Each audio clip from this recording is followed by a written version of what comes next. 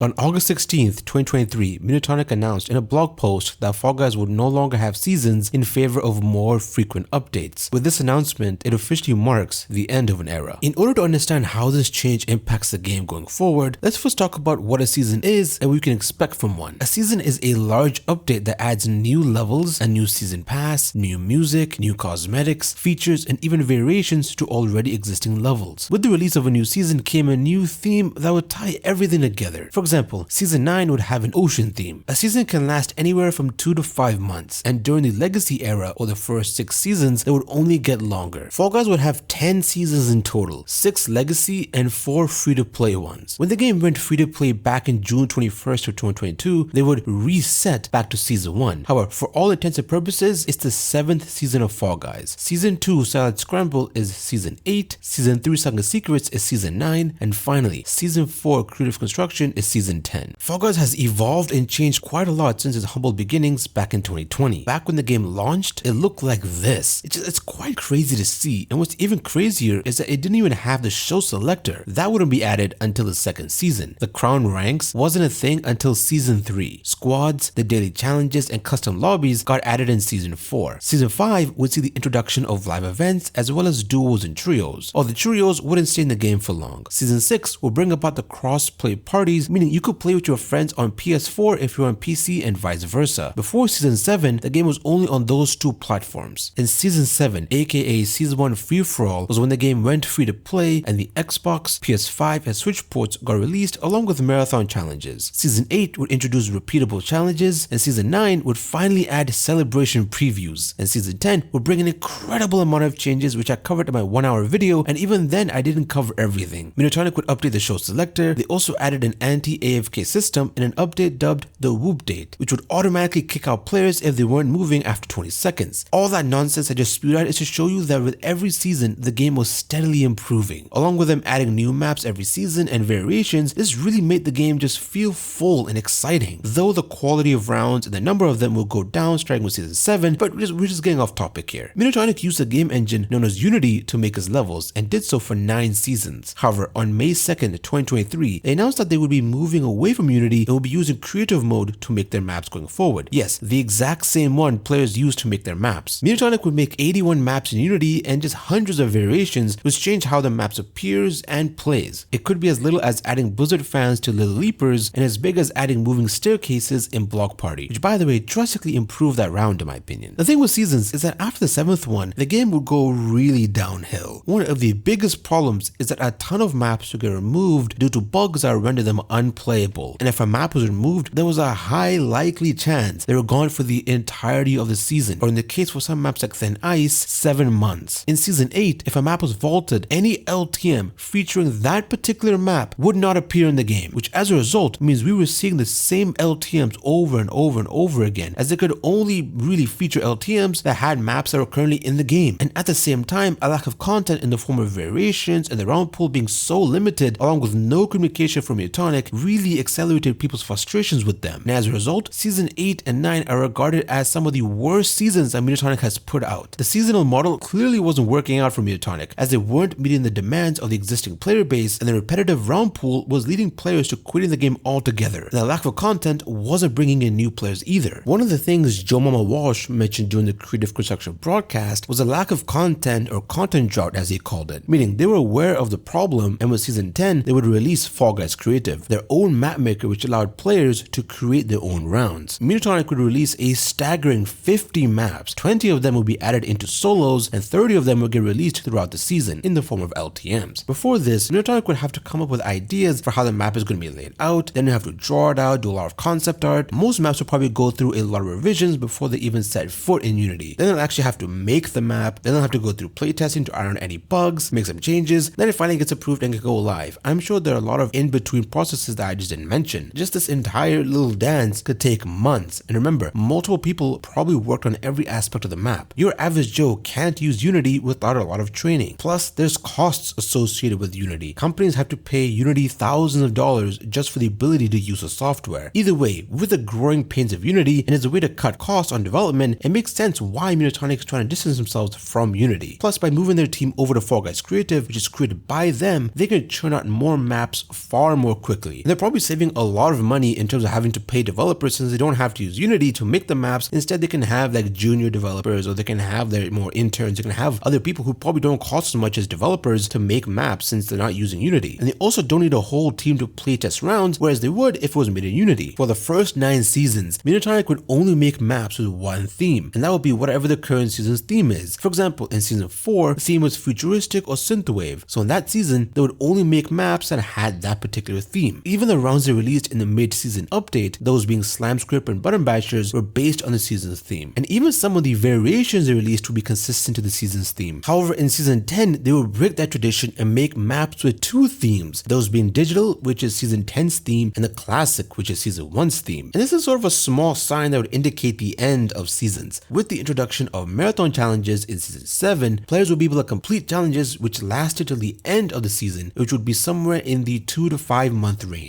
However, this was absent in season 10, which was odd considering it's been part of the game since it went free to play nearly a year ago. It was unfortunate, but not something to write home about. But in hindsight, the change away from the seasonal model was already taking place. Another season tradition that was missing in season 10 was a live event that would air at the start of the season. This has been a thing since the inception of live events back in season 5. And again, it's not really a deal breaker, but in hindsight, it kind of makes sense now. And one of the biggest shifts away from seasons was the introduction of the Fame Pass, which is the shortened version of the season pass that was introduced in season 7. Rather than having one pass that spans the entire season, Mediatonic opted to have smaller passes that lasted for a few weeks. A Fame Pass cost 600 Showbucks, and in season 10 anyways, they would have 120 tiers. Season 10 would have 3 of them, and they would cost in total 1,800 Showbucks, when a regular season pass will cost 950. However, the Fame Passes in total had 360 tiers, whereas season 9's pass had 200. Oh yeah, and season 7's pass only had 100 tiers, costing the same 950 Showbucks. I'm not here to talk about the value of the pass, I'll save that for another video. This change was probably the biggest indicator that Mediatonic are shifting away from the seasonal model and moving towards a future where updates are more frequent and passes are shorter to appease to the casual market. And let's be honest, a way for them to earn way more money with just less effort. I don't think this is true at all, and it's just speculation on my part, but I wonder if how broken and buggy the season 8 maps were made Mediatonic think that instead of just giving Fall Guys Creative just to the player base and they would continue to use Unity, maybe they should shift over their team to Fall Guys Creative. Unity was probably causing them a lot of problems, and sometimes it would just take them weeks to find the bugs and fix them. With creative mode, it probably isn't that hard to fix whatever bugs they may encounter, and it was probably difficult to try and optimize the Unity maps to work properly on all the ports. The Switch port is notorious for just being unoptimized. Rounds like Cosmic Highway, which was a season 8 round, ran at like 10 FPS on the Switch. Although the port has gotten better with time, it still isn't all that great, and that's primarily due to Switch hardware and just how slow and weak it was. With all the bugs and having to handle multiple ports, they probably thought that continuing to use Unity will cause them more problems going forward. Whenever Mediatonic would update the game and just add the new Unity maps, usually the older ones would have a few bugs, so it's a constant chase to try and patch them as soon as possible. However, with Creative, if they make a few maps and just add it to the game, it doesn't affect the older maps at all. I wouldn't be surprised if that's one of the major decisions that led them to move in their team to Fall Guys Creative. But again, this is just my speculation, plus having your developers use your creative mode instills a certain confidence to the masses that if this is good enough for us, then it should definitely be good enough for you. Though the limitations of creative mode are clear to see, however, I do think with time this will slowly start to go away. And the thing with Fall Guys Creative is that it doesn't even need to be as good or on par with Unity. Basically, they only have to get 40 to 45% the way there, and it will be plenty enough for the player base to create some phenomenal maps. Obviously, nothing will beat actually having access to software and being able to custom create your own obstacles and just having that full control that a suite like Unity can allow you to do. But just being at least almost halfway there will be plenty enough to create some incredible rounds. One of the main reasons I think Mediatonic shifted from the seasonal model is that creative mode is Mediatonic's biggest priority, and fleshing it out takes precedence over anything else. And really, if you've seen some of the recent updates that Mediatonic has been doing in season 10, most of it is creative mode related. And really, with creative mode, they probably don't want to limit themselves to just one theme. And as they're recording this video, only one mode is in creative mode, and that's race. And it has only 2 themes, those being classic and digital. It's been 4 months since they've added creative, and while we've gotten quite a few updates, such as a timer, qualification limits, and some new obstacles such as the bounce board, blocks, carryable fans, slime slides, push blocks, and more, we really haven't received any new themes or modes. But slowly and surely, they'll have a ton of stuff, and once they do, the sky's the limit really. It was apparent that the seasonal model was too slow flow for the current landscape that we live in today, where people have unlimited choices in terms of entertainment. The long wait for content played a huge role in the downfall of Fall Guys, and seasons were only getting longer. Season 1 finished in 65 days, whereas Season 6 finished in 203 days. Although that is an extreme case, and later seasons would have been nearly as long, it still showed that Mediatonic weren't really updating the game frequently enough, which resulted in content drought, and that is quite literally the best way to kill your free-to-play live service game. By getting rid of seasons in favor of smaller yet frequent updates, alongside featuring rounds made by the community, it shows that they're serious about wanting to constantly deliver content to the player base and eliminate the content drought problems that have been plaguing Fall Guys for the majority of its lifespan. Let's talk about the shift of player habits that were a result of creative. With the seasons before creative construction, the only real way to play and earn rewards was to play the core modes, those being solos, duos, and squads. But you could also play the limited time modes or LTMs, which before season 10 would refresh every 2 to 4 days. Here's the thing, playing a game of solos, squads, duos, or even the LTMs, you could potentially play up to 4 to 6 rounds and win nothing in return. A normal game of Fall Guys can take like 10 plus minutes, and that's not including the time you spend searching for the show, time you spend waiting for the round to wrap up, or the time you spend on the loading screens. Before season 7, you weren't able to skip celebrations, and those can last anywhere from 10 seconds to 15 seconds. You couldn't skip through the rewards either, so that adds time too. With the creator made rounds, it's only one round, and you can either earn 20 shards just by qualifying, or 1 crown if you're the first to cross the finish line. And this basically fixes most of the issues that I mentioned. This encourages people to continuously play these rounds and get that satisfaction for winning on a consistent basis. And if you're about to lose or you just don't win, well, that's fine. You can just leave and get into another game quickly. And plus, with the creator rounds, you know what you're getting. Whereas with the other modes, you could get a bunch of rounds you dislike or just don't care about. If you don't like the creator made rounds that are featured, you don't have to play it. You can always go to customs and find creator made rounds and complete your challenges. Speaking of that, the challenges have been changed to where you can complete the dailies and weeklies just by playing any show, and that includes the creator made rounds. So players can just play those rounds and be done with the dailies and weeklies. Eventually, it becomes a part of your routine and you find yourself only playing the creator rounds. And at the start of season 10, the creator rounds would refresh once a week, and there were only 4 of them, but as time went on, Mediatonic would introduce a second row of maps and eventually made it to where the rounds will stay for 2 weeks instead of 1. However, both rows have different timings, so whenever a new set of creator rounds appear, the other section will have 1 week left, so on Thursdays, you get 4 new rounds and 1 new LTM. It's honestly genius if you think about it. The creator made rounds, the shorter fame passes, and more frequent updates, it's laid out like most mobile games. You get on the game, play a few creator made rounds, then you log off and come back a little later and do the same thing again. Whereas before, you would stay for an hour or 2 and maybe you'll win a crown or shards, or if you're more skilled, then of course you can win the crown or shards much faster. However, there's still that element of you needing to wait 10 plus minutes to get that crown or shards. Future Izzy here. While editing this video, I just realized that if you play squads and duos, this whole element of time being wasted is a lot more apparent. Before the 10.0.0 update or before season 10, if you were playing squads or duos and your entire team got wiped, the game would still say your squad is in contention and that if you leave, you're actually not able to get your rewards. However, with the 10.0.0 update or when season 10 came out, they actually fixed this. So if you and your team are wiped, you'll get your rewards immediately and you're able to leave. However, don't celebrate yet, because in the 10.3.0 update or the Summer Breeze update, this is broken once again. So you have to basically stay for the entirety of the match in order to get your rewards. Just imagine if your squad somehow died within the first minute or so and you're playing like Blastlantis. And the thing with Blastlantis in squads or duos anyways is that it actually times out. I believe the timer is 2 minutes and 30 seconds. You could correct me on that. But either way, if your squad died at the beginning of that, you are just potentially waiting 1 minute and 30 seconds or 1 minute or whatever. Yes, you could go AFK on your phone and stuff, so it doesn't really matter all that much, but it's really just the principle of it. And it's the fact that they actually fixed this in season 10 and it's broken again. Honestly, it's probably going to be fixed in the next update, or at least I hope so, because genuinely them fixing that was incredible, and actually it was the reason why I played squads and duos a lot more in season 10 than I did in previous seasons. Whereas with the creator made rounds, in order to win the 20 shards, you just need to qualify, so everyone wins. And the fact that you can jump into another game so quickly and win those 20 shards in the span of a minute or 2. But the most you'll be waiting for is 5 to 6 minutes, and that's due to players of lower skill level struggling to qualify, which while annoying can be remedied by you just either going AFK or just checking your phone until it either times out or everyone qualified. If you're playing the core modes, you could reach to the finale, and if you lose, you'd basically get nothing. And yes, it is true that you actually do earn fame if you lose or win on a core mode. Actually, you earn far more fame actually playing the core mode than playing the creator made rounds. However, if you finish your Fame Pass and you lose, then you don't get the main reward, which is crown or shards. However, the main point of playing the core modes is to actually try and win a crown or shards so you can actually progress to the crown rank, and if you don't win, well, you're not getting those rewards, are you? Mediatonic said they're moving away from seasons so they can focus on putting out more updates frequently, and I'll give them some kudos because they actually released a roadmap on what they're working on, and as expected, it's mostly creative mode stuff. For those in doubt, this is basically confirmation from the horse's mouth that they'll be focusing on creative going forward. It's probably a heck of a lot easier and cheaper to train your staff to make maps in creative mode, and you can release them a lot more quickly to meet player demands. Currently, we have no idea if they'll release any new music, but I think they will once they unveil their new theme, or every time a new theme comes out, they release a couple of tracks associated with it. However, with the cost cutting, I wouldn't be surprised if they don't. Maybe they'll make some generic music that can use regardless of theme. Currently, there is 7 possible tracks that are played in creator-made rounds, and they're chosen at random. For example, you could make a diddle-themed map, however you could hear Fall and Roll, which is actually a track that plays during Season 1 race and logic rounds. The only thing that we really know is that we'll be getting a fresh coat of paint, which could mean a new theme. Fame Pass 4, or the first pass to release after the end of Season 10, is known as the Warriors of Light Fame Pass, a completely Final Fantasy themed pass, and the quality of it aside, this shows how the passes are probably going to be laid out going forward, more collab themed and enter IPs or intellectual properties that people are familiar with to drive more sales. However, we aren't sure if every single pass going forward is going to be collab themed, but I wouldn't be shocked if majority of the passes going forward are going to be more collab focused. Nowadays, even the store is mostly filled with collabs, at least as of the 10.3.0 update anyways. Regardless, with seasons not being a thing, they don't have to worry about sticking to one consistent theme and actually have to make skins that are based on that season's theme. They can just make skins of whatever they want, which is great because you aren't shackled by the limitations of whatever theme you happen to be on. Plus, you can collab with just about anybody if you want to. Although that wasn't a problem for Mediatonic, but don't be surprised if you start to see a lot more collabs a lot more often. I'll be talking about creative construction in a later video, but this season was a taste of what to expect going forward. Less focus on the core modes and more on creative mode. It seems like we might not be getting any new variations for the Unity maps. Instead, the updates will be focusing on creative, and maybe we'll get a new mode that will change things up, but that's just me hoping, because whether it's Unity or creative, we're playing the same thing with just a different coat of paint. Some new modes like the failed Time Attack or Sweet Thieves, which were flawed, whether it's due to people going into dead servers to farm wins, a la Sweet Thieves, or people using exploits on Time Attack. Either way, they offered a different experience than the one we're used to, and I somehow hope we get something like that one day. Currently, when I'm recording this video, we're on the first update in the post-season era, that being the Summer Breeze update, or update 10.3, which started on August 16th and will probably end on October 3rd, as that's the day Fame Pass 4 will end. So in total, the 10.3 update will last for 48 days. For reference, Creative Construction or Season 10 lasted for 98 days. The shortest season was Season 1, lasting for 65 days. So Summer Breeze is 17 days shorter than Season 1. Let's break down some of the things they added in the update. One of the big and highly requested features was being able to emote in the lobby, which you can finally now do. I even mentioned this during one of my feature wishlist videos. I was so hyped when I saw it. They would unvault 10 Unity maps, 6 of them are available in all modes, and 4 of them are only in solos, and 1 map will be featured in squads and duos, that being Egg Scramble. Mediatonic also vaulted 7 creator-made rounds, while 8 if you count Gigabyte Gauntlet, which they vaulted 7 days into Season 10. They would update the store, more specifically the daily section. They added a bunch of obstacles to creative, those being carryable fans, new slime-coated surfaces, pillars, bowl platforms, barriers, and a floating beam, along with some other stuff. They would also improve the reward screen. It takes you back to the lobby much faster now. They also added a new tag called Co-op, which will be applied to creator-made rounds that are specifically co-op, whereas before they would give you the tag of special. We have no idea if they're going to apply this tag to player-made rounds or rounds made by the community. It seems like maps that are co-op but are made by Mediatonic will receive this co-op tag. They would add 7 new logos to the opening screen, and in customs they would add a small icon of the builder on the search bar. Those were some of the changes I could find, but I'll go even deeper in a different video. But it seems like they added some nice quality of life changes, as well as unvaulted some core rounds, adding some stuff to customs, and also they sacrificed some rounds to the almighty vault. Oh yeah, and the Fame Pass. It's the first pass to be completely based on a collab, and honestly it's kind of disappointing, I'm not gonna lie. It's 100 tiers for 650 showbucks, which makes it much easier to finish. I had 20 days left when I finished Fame Pass 4. The white mage is decent looking, I suppose, and you get it for free, which is pretty cool. However, it was mostly lackluster, but maybe Final Fantasy fans would appreciate its inclusion. Season 10 was the largest update the game had, at least one of the biggest, so the 10.3 update is quite a letdown. As most season updates updates changes things like physics, adds new features, new map variations, and quite a bit of live and challenge events. We've only had one event, and that was the Kudo celebration one, so not even a proper live event, but there's still a week or so left until the update leaves, so maybe we'll get a live event, but I don't think we will. Also, new seasons will bring us new LTMs, and so far we've gone the same ones that we've played a dozen or so times already. The fact that they didn't add any new maps to solos is just so lazy and absurd to me. They added the Pride rounds from an LTM they already did. You couldn't be bothered to make at least 5 new rounds for your first post-season update? I think they should have done a live event to conclude the era of seasons as a final send-off rather than just ending it abruptly. I just think they should have announced that season 10 was going to end on August 22nd, as that's when the Warriors of Light Fame Pass released. Would have been the perfect time to do so rather than ending on the 16th. It just felt so abrupt and awkward. It could just be me, but it doesn't feel like creative construction is quite over yet. Could be because we're still in the digital theme. I wonder if they're going to use a generic theme for the UI that they'll never have to change out, or if they're going to make it a unique theme each time. Personally, I would hope for the latter. I briefly mentioned how it seems like Fall Guys is taking a page out of mobile games, with the creative rounds being only one round, them abandoning the season structure for updates, which mobile games are primarily known for, the shorter passes making it easier for casual players to get into. Also, the biggest thing is that creative mode itself is probably less taxing on weaker hardware like the Switch, for example. I would not be shocked to see Fall Guys Mobile be a thing in 2024, and the maps in it are exclusively made in creative mode. I doubt the port will be made in Unity, as Epic Games would probably want Mediatonic to use Unreal. The Unreal engine is actually made by Epic Games and is a competitor to Unity. I do think Mediatonic made this shift from a season model to an update one is just so they can pump out more content without having to worry about all the other stuff that goes into making a season. Also, it's a good way to cut off some costs. They don't need to train as much staff on Unity, which probably costs them thousands of dollars due to licensing stuff. This is probably a gigantic reach. However, I wouldn't be shocked if one day Mediatonic decides to just put rounds made by the community into solos, or host a contest in where the winner gets their map added to solos, and they eventually shift away from creating rounds and just being a distributor. But that's just a wild theory of mine. Maybe Mediatonic felt like the season model was holding them back and they wanted a fresh start for the second time. They can't go free to play again,